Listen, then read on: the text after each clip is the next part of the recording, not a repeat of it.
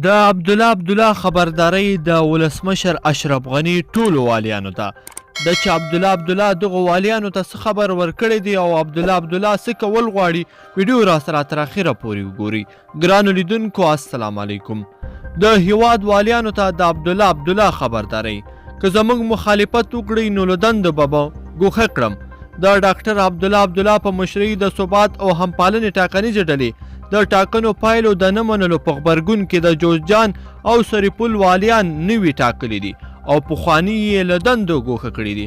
دغه ټاکنیزه ډله د هیواد د نورو ولایتونو والیانو ته هم خبرداری ورکوي چې که چیرې څوک د دوی مخالفت وکړي نو له دندو به یې ګوښه او پر ځای به یې نوي والیان وټاکي. د ثبات او همپالنې ډلې د ټاکنیزو څارونکو مسؤل فضل احمد معنوي رسنیو ته ویلي دي چې دوی د هیواد ملي شتمنۍ په پام کې نیسي او په ورته وخت کې خپلو موخو ته هم ځان رسوي. معنوي وایي چې سخت وضعیت کې قرار لري داسې ګامونه به پورته کړي چې ملي شتمنیو او خلکو ته زیان ونه رسیږي او خپل حکومت پیلی کړي.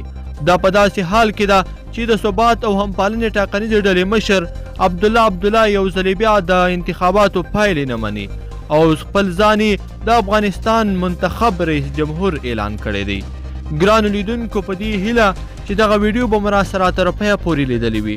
که مو دغه ویډیو خوښه شوې وي نو د ویډیو د سره لایک کړئ او ملګرو سره یې هم شریکه کړئ. تر بلې ویډیو پورې د لوی الله په امان.